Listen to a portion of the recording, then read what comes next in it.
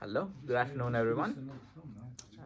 And we are here for another gathering on a discussion on Vedanta. So let's start with a chant.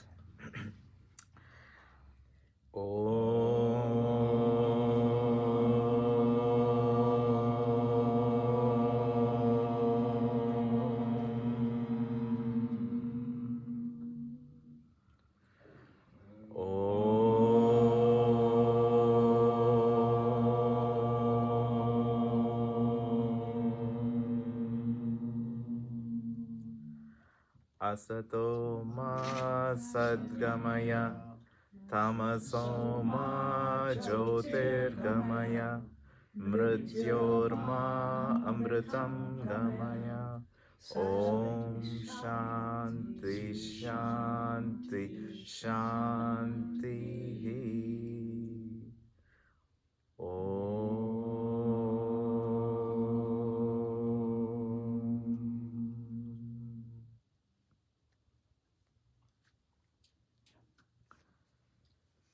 So, welcome back, everyone, to our monthly Vedanta discussions. The weather is changing decidedly. We can feel the fall in the air. Finally, it's a little chilly outside. The reason why I brought up weather is because in one of the verses, Shankaracharya also, Adi Shankara, he so beautifully elucidates the weather's change. You have Shishira, Vasanta, and then there are like four. In reality, there's only two weathers in India, a summer and a very hot summer. But then, but at least on paper, you have the spring, the summer, the fall, the rainy season, so on and so forth. And what he says in that verse is that, look, the weather keeps on changing and changing and changing. And it has been going on for eons and eons and eons. Many worlds have been created, and even this world shall be destroyed. But then, unless and until we pause and make a conscious decision to investigate on our true self, don't worry, this show will continue on and on and on and on and on. So that's also the reason why we have gathered here to, to just stop and think about our true self, at least for half hour during the week. It's like a juice concentrate. The half hour that we think about during the week, we can use that as a thought concentrate to sustain us throughout the week. So today's topic is knowing and being. And some might ask, why the difference? What's the difference? Knowing could be being. Knowing is being. Why differentiate between knowing and being? Well, this is not a new challenge, especially in the Jnana Yoga path. This has been age old, the problem of being under the illusion of knowledge. Getting to know something is good, great, you need to know the things. But then, once we think that we have a good grip on the knowledge, and then we step out into the world, and then the world comes crowding back at us, right? And at that moment, when you are really swept away by the world, we do ask ourselves, hey, wait a minute, I thought I knew this. And yet, why do I find myself just being swept away by the world? Hence the question, knowing and being. There's a very famous story too. As you see, Vedanta is a lot of stories, a lot of stories in Vedanta. The Mahabharata the greatest story of them all, of which Bhagavad Gita is a part, in which Krishna proceeds to have a dialogue with Arjuna and delineates every single facet of the human existence. That's the Bhagavad Gita. Long before Bhagavad Gita happened, the king who instigated the entire battle, his name is Duryodhana. Duryodhana, the name itself means Yodha is, is a warrior. Dur means on the dark side, kind of like the Darth Vader. See, Indians had it before too. in the Mahabharata itself, Duryodhana literally means one not with good proclivities, a warrior with some evil proclivities, Duryodhana. So, someone actually raised a question during one of the talks. Hey, wait a minute. The entire battle itself could have been avoided if Krishna had simply gone and spoke to Duryodhana and convinced him not to, if he had if he had shared Bhagavad Gita with Duryodhana and transformed his mind, the entire battle could have been avoided. Why wasn't that done? Well, there's a solution for that too. Krishna actually goes to Duryodhana and they actually sit down and have a conversation. And even before Krishna can open his mouth, Duryodhana goes, oh, save your energy. I know what you're going to say. The knowledge is not my problem. I know that what I'm about to do, or mostly the things I do, they're not good. I know it. And yet, I am compelled and forced to act upon adharma. It's not about the knowledge. I know the things, but I'm compelled to do who I am. My being is compelled otherwise. To which Lord Krishna himself did not have a retort, because Krishna was not the one who, again, goes against free will and everything. He had to let things happen. But the focus of the story here is, look how Duryodhana says, I know that this is not the dharma, and yet I cannot but help being my true self. There we see the chasm between knowing and being. It's not as if we don't know what's not good for us, Every single time we reach for that second cookie or that second slice of cake, we know it's not good for us. And yet, why are we doing it? Even as we are, we have the chitta vritti. Oh, this is the second cookie. Especially if it's from Jackie. If it's absolutely excellent cookies. When we are reaching for it, where is all that knowledge? Just the previous day, we have seen all these wonderful, videos upon videos of what happens to your body when you eat extra sugar, all the weight you're going to gain, everything. It starts playing right in front of your eyes. And yet, we still reach for that second, whatever. Why? So this gap between knowledge, knowing and being, right? It's not limited to just scriptural knowledge. Even in our everyday life, we see it play out and play out and play out. Which is why you go to Barnes and Nobles. Well, these days there's not enough Barnes and Nobles. They are closed. But when they used to have Barnes and Nobles in every corner, right? You always go to these self-improvement section. Oh my God, books upon books upon books, thousands of books. How to bake a cake, how to be a better person, how to do this, how to do that. A lot of knowledge, right? And a lot of people actually sincerely buy it and read it too. So there's no lack of knowledge. There's an abundance of knowledge. And yet, why the gap? So what is obstructing that flow of knowledge? We know most of the things that we are supposed to know. We take sincere interest.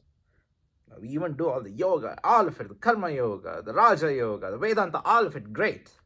And yet, the moment we step out into the world, the knowledge remains knowledge, and yet we get caught up in the world. Jonathan Haidt is a very popular professor. He has written about self-help and stuff. He has written a book called The Happiness Hypothesis, and in that book, he's actually a professor in NYU, psychology professor. So in that book, he raises this very same question. So he compares the human condition, the human mind, the relationship between the mind and the body as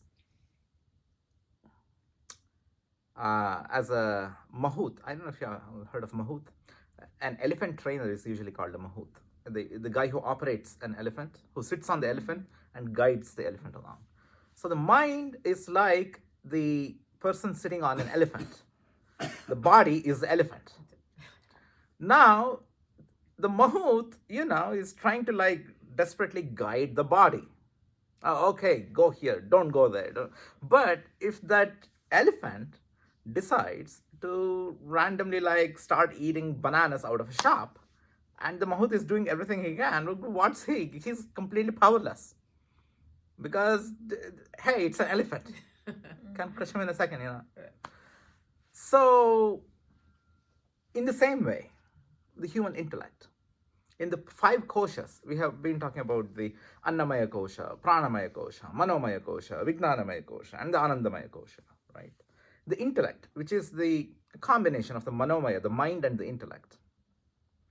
It is the mind and the intellect that always comes up with all these projects, So, you see all those great self-improvement videos, you read that book, and the intellect makes a resolute desire. You know what? Tomorrow morning, 5 o'clock, I'm going to get up, I'm going to go to the meditation class, I'm going to go to the yoga class and everything. So next morning, 5 o'clock comes, and then the body says, wait a minute, I was not consulted here. And it tells Sinter, you go do the yoga. You go you go do your meditation. Leave me alone. But the problem is, it's the same being. The intellect is always hungry for knowledge. It gains all this knowledge, comes up with all these projects and stuff, usually without consulting the body, and the body goes, okay, we shall see. That is not to say that the body does not know. Of course, the body knows. The body knows a lot of things.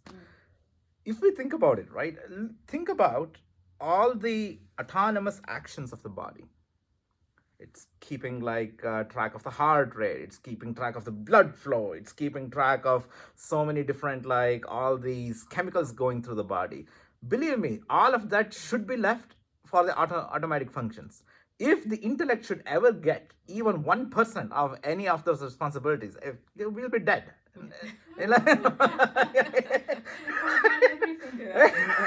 Exactly. Don't worry about any of this knowledge. You're gone, even before you realize it. So that's just to say that the body operates in its own sphere of knowledge. The body has immense knowledge and it has immense capacity for that knowledge. How do you go about training the body so that we don't have that gap anymore between the knowledge and to act upon that knowledge? I mean, if you think about doctors, right? They dedicate their entire careers in understanding what the human body does and to intervene and stuff. Think of what a doctor's body is doing. They're training their body to accumulate knowledge about the total collective knowledge of all human bodies. See, so look at the grueling training they go through. They had to pass so many exams, and to pass so many exams, they had to wake up early, and then they had to study really hard. So think of any challenging profession. In any challenging profession, what are they doing? You have to get your body under control. You have to discipline the body in a very particular way. so that you're able to translate whatever knowledge you're gaining into action, into action that is meaningful and that corresponds to the knowledge. It is the exact same thing in the spiritual realm too. So in the spiritual realm, especially in the most, the loftiest of the idea is aham brahmasmi, that thou art, that you are that ultimate supreme consciousness, that ocean of joy. And you are, Vedanta is telling you that you are existence, consciousness, bliss itself. And yet when you're on the road and someone cuts you, you get immediately angry. Where is that coming from? If I am this infinite ocean of bliss, why do I get frustrated? Why do even people annoy me? Why do I suffer? Why does this mind suffer if it truly is the infinite self? That's a very valid question to ask. And the answer is exactly that it is not the supreme consciousness that is being annoyed. It's not Brahman. It's not one mighty annoyed Brahman that's saying, oh, I'm annoyed because I didn't get this, and this. It is one of the panchakoshas. It is the mind. If you think of it, right, if you have illness, what's the part of the human experience? It's the body that usually gets physical illness, sick. When you're really angry, when you're frustrated, it's the mind. When you're short of breath, it's the prana, and when you are like really subconsciously angry, it's really the anandamaya kosha. But think of this, in all these instances, right, when you're angry, when you're happy, when you're frustrated, when you're hungry, you always experience that as an object. It's not you yourself. Because even as you're sitting, even when you're peaceful, that sense of peace is an experience that your true self is experiencing. Because when you're angry, you recall in your own mind, oh, at that moment, I was angry. You experienced anger. You are not anger itself. You experienced peace. You're not peace itself. You experienced hunger. You're not hunger itself. But yet, the moments in which we experience them, we get entangled in them so much that we confuse. That's the illusion aspect that we were talking about in the previous classes. Illusion and covering up of illusion and projection. The moment we are caught up in, like when you're really famished, you went on a 3-day fast, and then all you can think of is like the next meal, even though that hunger is an object, it's as if you're possessed. Your true self is possessed by that object. And which is why in Gnana Yoga, even in the chant that we chanted, Asatoma Sadgamaya, Tamasoma Jyotirgamaya, Asatoma Sadgamaya. Asat is the world of illusion. So in that chanting, what we're doing is you're imploring, you're praying to your own true self to give you that power of discernment, to discern what is illusory from what is the truth in every single living moment. Asatoma Sadgamaya, Tamasoma Jyotirgamaya. From darkness, lead me onto light. So it's kind of like, which is why we all get mantras upon initiation. One of the core purposes of getting a mantra from the Guru is because the Guru deeply understands the the potential of the world to enrapture the mind. And the moment you're being drawn away by the sea, by this whirlpool of the world, you use that mantra as your life jacket. So the minute you know that you're being entangled in the world, you start reiterating the mantra in your mind. So that gives you the spiritual anchor, to give you the knowledge, to keep on reminding you constantly that, hey, look, you are not whatever that you're experiencing right now. It is just but an experience. It's just like how we go to a movie, right? Well, I've known people who actually cry in the movie theaters. You get too engrossed, right? Yeah. But still, when you're looking at a movie, right, it's like, well, in many ways, our life itself seems like many movies playing at the same time, like a horror upon a upon a tragedy, upon a cruel comedy. When is this going to end? The life does Movie ever. Halloween. Yeah. The life does seem to have that quality to deeply engross us. But then we just need to have, again, going back to viveka, discernment. So long we have the discernment truly ingrained in our being that, look, I am not these movies, I am the screen, I am the eternal witness. Let it plague a whole host of movies. Let them give. Oh, you stand up and give a standing ovation. Give this person an Oscar. It's such a great movie. But you could do that only when you really and truly realize that you are the screen, the Brahman, the Sakshi. That's the knowledge.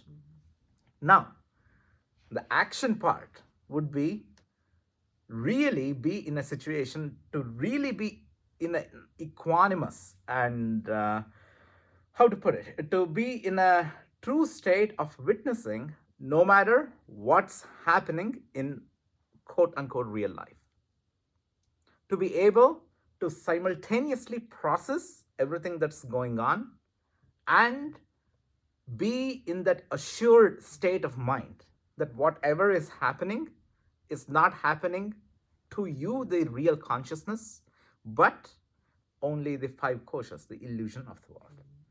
To be centered in that knowledge is truly, when we can say we have truly been able to be what we know.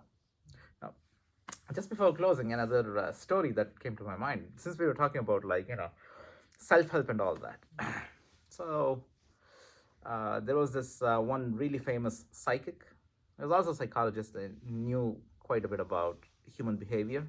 So there's a whole host of people waiting to see him. And then there's this one guy, he has like a real problem. He thinks he's a dog. So it's like sitting there barking at everyone. And then they take him in.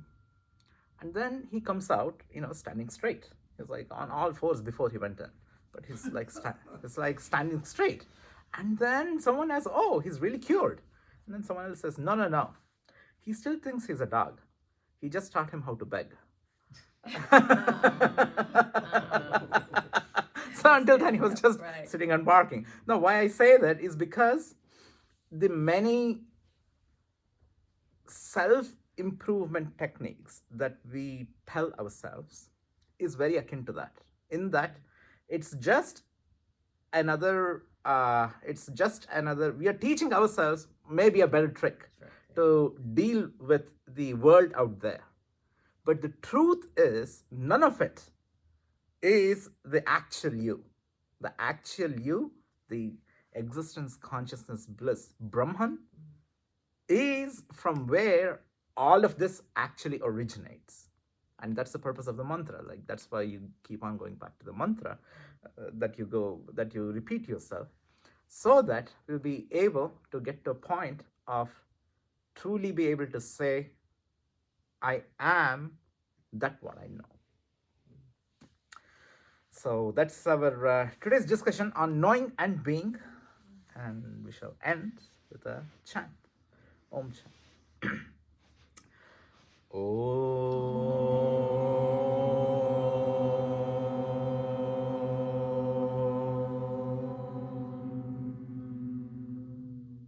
Shanti, Shanti, Shanti.